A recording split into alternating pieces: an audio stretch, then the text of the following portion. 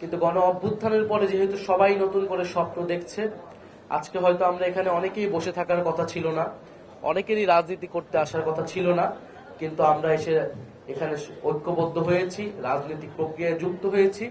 ফলে আমাদের কাছে মনে হয়েছে যে এই নির্বাচনে এরকম অনেক মানুষ রয়েছে যারা কখনো রাজনীতি বা নির্বাচনের কথা পূর্বে না ভাবলেও এবার তারা সম্ভাবনা দেখছেন, এবার তারা স্বপ্ন দেখছেন। আমরা তাদের স্বপ্নকে এবং সম্ভাবনাকে কাজে লাগাতে জাতীয় নাগরিক পার্টি তাদের সাথে কাজ করতে চাই, তাদের পাশে থাকতে চাই।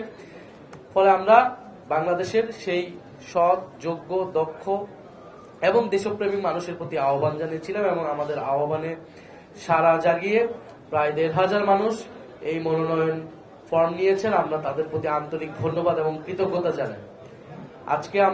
আজকে এবং আগামীকাল হয়তো আমাদের আরো একদিন লাগতে পারে, আমরা এই সকল মনোনয়ন প্রত্যাশীদের সাথে মত বিনিময় করব, তাদের স্বপ্নের কথা শুনবো, তাদের দক্ষতা যোগ্যতার কথা শুনবো এবং এনসিপির পক্ষ থেকেও আমরা আমাদের পরিকল্পনার কথা বলবো এবং সর্বোপরি আমরা একটা স্বচ্ছ প্রক্রিয়ার মাধ্যমে যাচাই বাছাই করে এখান থেকে আমরা বলেছি যে আমরা ৩০০ আসনের প্রার্থী চূড়ান্ত করতে চাই।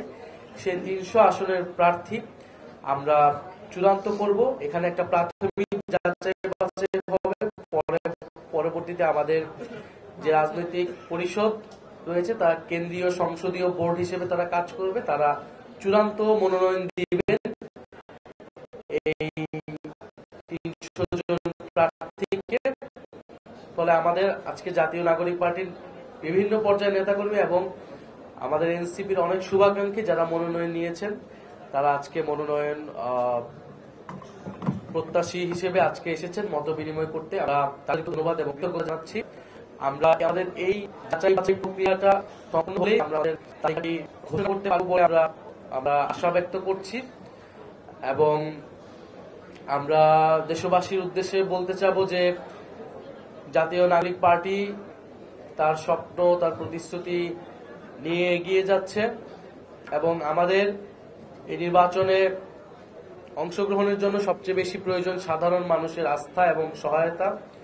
যেই সহযোগিতাটা আমরা সবসময় পেয়ে আসছি, সাধারণ মানুষের সহযোগিতাতেই এনসিপি এত দূর আসতে পেরেছে এবং এনসিপি সামনের দিকে এগিয়ে যাবে মানুষের আস্থা এবং ভরসাতে।